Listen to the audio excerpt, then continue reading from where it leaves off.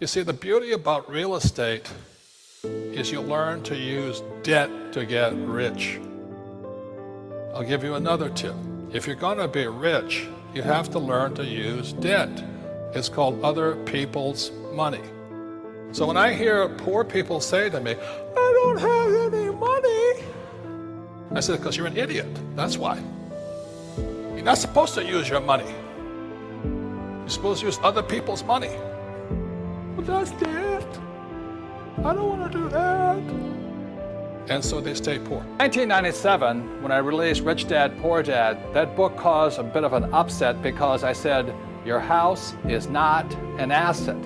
So in today's world, if you want to be rich, you have to know the difference between assets versus liabilities. One of the reasons so many people are struggling financially today is simply because they're calling their liabilities assets, such as your house is not an asset, your car is not an asset, and things like that. So very simply, when I was a young boy, my rich dad taught me, he says, you have to understand a financial statement. So this is an income statement, this is a balance sheet. Now this is overly simplified. He says, what creates something to be an asset is very simply assets, cash flow money into your pocket. And a liability takes money from your pocket. So for most people, their houses are not assets or liabilities because every month it takes money to live in that house. Even those that say, well, I don't have any debt on my house, I've paid it off. Look, you still have insurance, you still have upkeep, you still have maintenance. I signed up for a little real estate course. I've told this story before I get tired of listening to myself. It was $385, it was 3 days. That was the start.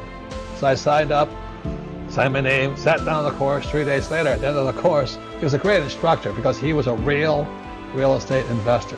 He didn't need the money.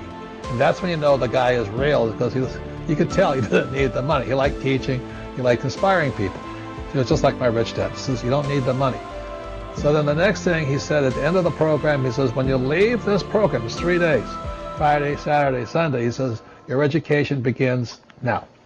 What you do at the end, as Kenny says, you get through the process of the 3 days and you start again. That's the process. So he says, at the end, when you end Monday morning, your job is to look at 100 properties. 100 properties in 90 days. Take everything I've taught you and look at 100 properties. That was the start. So naturally, 30 guys and 30 guys, 35 guys in the class, they all say, okay, yeah, we'll all do it. We all break into little teams. And as you know, by Tuesday, they all quit because they're too busy. You know, they got to the school, they didn't start here again. But there's 3 or 4 other guys, and we stayed through it, and we went to real estate agents, went through the little files. It was really antiquated ways of MLS, multiple listing services. We were looking for little dinky deals, small deals, because that's all we could afford. We didn't have any money. So we kept looking, you know, I'll go knocking on doors at real estate agents, and you know, realtors, they're not the best investors, are they? No. They're all focused on commissions, normally. And I go knocking on the doors, and the first thing they say to me, you can't do that here. This is Hawaii. You can do that in mainland, in California, Nebraska, but you can't do it here in Hawaii. And that's the first thing that, one of the first things my advisor said, is that's what losers will tell you. You can't do that here. Look, somebody is doing it here. It may not be the real estate agent, but it might be you. So I knocked on the doors, we'd find these deals, we had to go look at them, and we had to write down, you know, it was a 3-bedroom, 2-bath, 65, back then it was $65,000, was a lot of money in Hawaii. Now they're $4 million. And so at the end of 90 days, we had 100 of these. And it was day and night. We just kept going until we got it done. And that was the process. That's right. At the end of the process, I'd gone through 100 deals, and it was like, wow. I learned more going through the process, talking to real estate agents, knocking on doors, looking at different properties, and finally I was desperate. This guy says, well, I got what you're looking for on the island of Maui. Now most people think Maui is too expensive. How can that be? How can Maui be affordable? But that's your block. So I flew over to Maui. I found this little 1-bedroom, 1-bath condo right in Ka'anapali, the richest place on earth. Little 1-bedroom, 1-bath condo for $18,000. Holy mackerel. But the deal was I could not use any of my money. That was, the advisor said, I'm going to teach you so you'll never need to use your money again. If you can raise capital, you'll always be a rich man. So I said, okay. So I go to this little $18,000 unit, little dinky thing. $18,000. I said, what's the price on it? He says, I mean, how much do I put down? He says, $2,000, or $1,800, 10% down. It was a foreclosure. I broke up my credit card and I bought it. So I had no money in the deal, and I made $25 a month.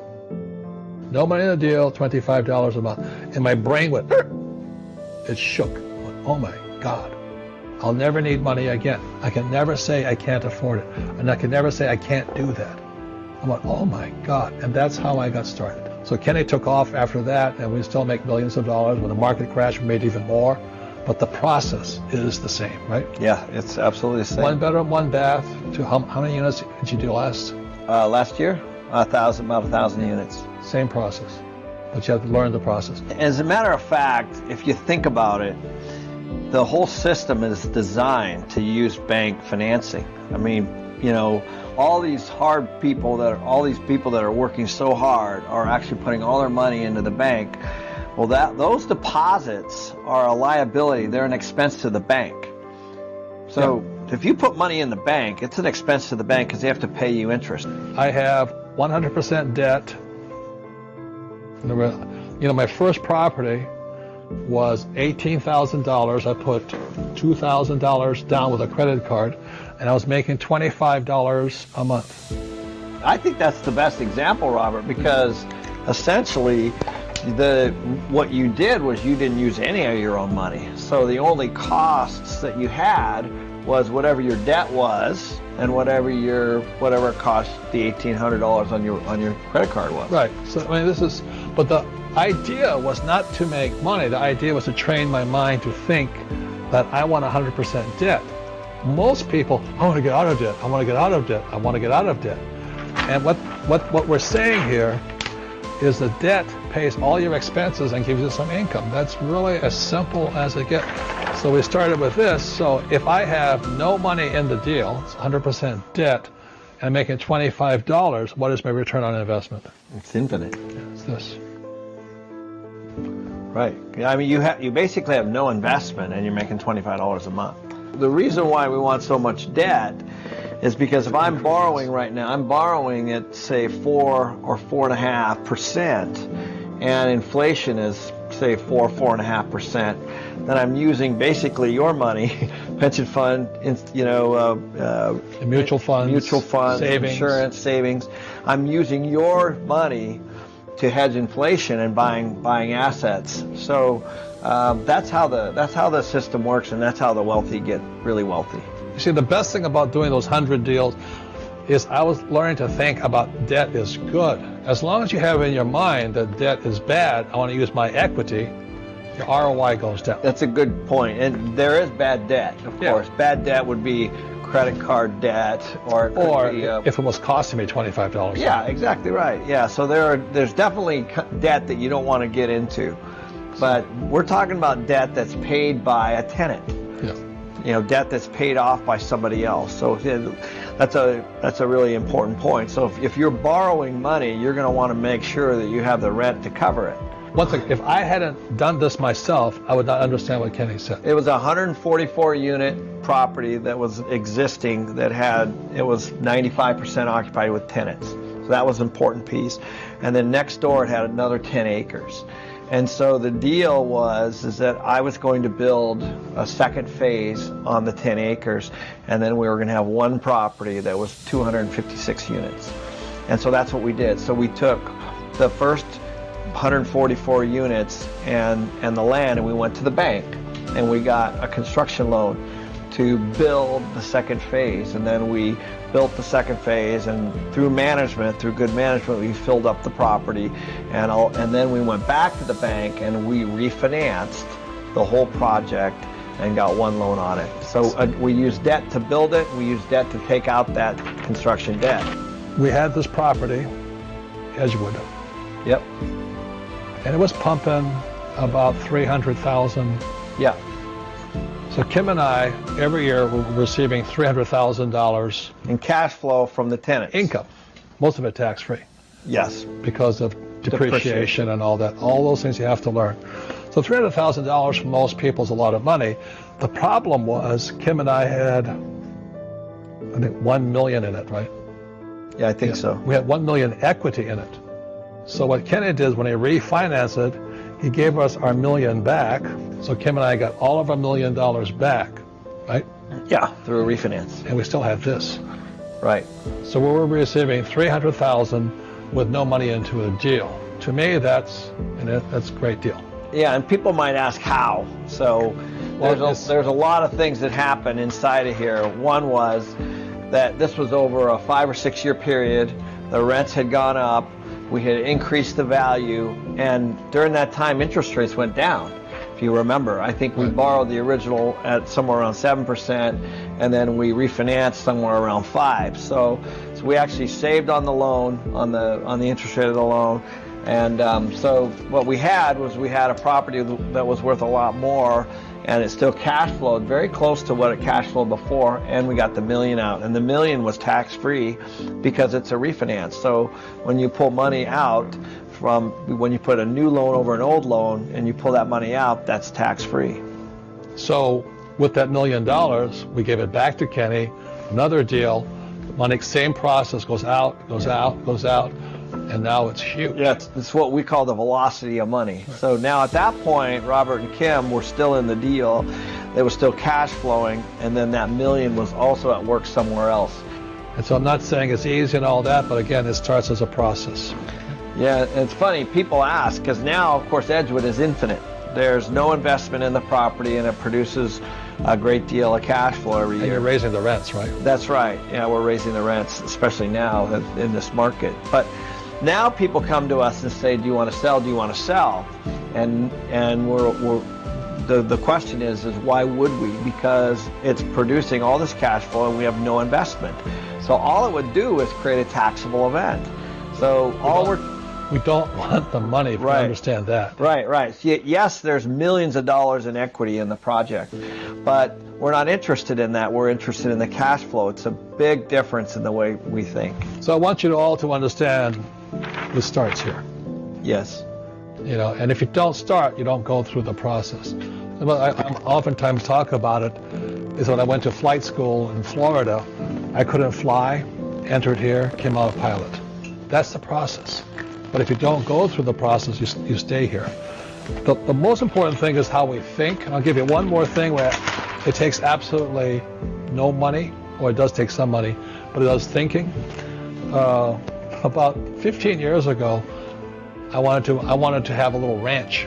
And Kim says, why? Ranches don't cash flow, right? It's That's land. Right, yeah. So I said to Kim, well, if I can get a ranch for free, would you be happy? And she says, show me. Yeah. The point here is this: it's only up here. So I went wandering around all over the Southwest and Tombstone and Bisbee, Arizona, and all this. I'm looking for a property I can get for free. That was a challenge. She said, you can have as much land as you like as long as it's free, because it doesn't cash flow. It was 80 acres in Bisbee, Arizona. So I walked up to it, I was looking at the property, and I knew it because it was a beautiful property. It was tall mountains, oak trees all over it, a little stream running through it and all this. And the problem was it was $115,000. There's no property, there's nothing, no improvement, no building on it, except for there was a little road running through it like this, and there was a little building here. And this was a stagecoach depot at one time with Wyatt Earp and all those guys who go past. This is Tombstone, Arizona over here. This is Bisbee, Arizona here. So I'm staying on this property, and I said to the realtor, doesn't know what he was saying, so how long has this property been for sale? He says, 10 years. I said, what's wrong with it? This question, he says, I don't know. And I looked around, I said, that's what's wrong with it. The sign was down. Nobody could see that. They drive by it all day long. They could never see the sign. So I said, are these guys, do they really want to sell? He says, yeah, they're desperate. And I said, well, where do they live? He says, Florida. I went, all of this is good news. I'm going, okay, this is good news. So, okay, make them an offer. And Kim's watching me and said, this is the offer. I'll pay you full price, because by now they want the discount because they're not selling. I'll give you full price, but I have to have this property for free. And I will pay you in 1 year. I'll pay the whole thing in 1 year. So basically, it's called, I took a note, right? So I got a note for $115,000. I take control of this property. This little building here, I put $25,000 into it, and this was the stream was running like this through it, and I built a little cabin right there. So this and this, we fixed the whole thing up, and then about 9 months later, it was finished. I put it up for sale, and we sold that. We sold 30 acres. This house, this stream, I had 50 acres left, and I sold this for $215,000. So at the end of the deal, I mean, it's only going on in my head. We get 50 acres, and I put, after expenses, let's say about $80,000 in my pocket.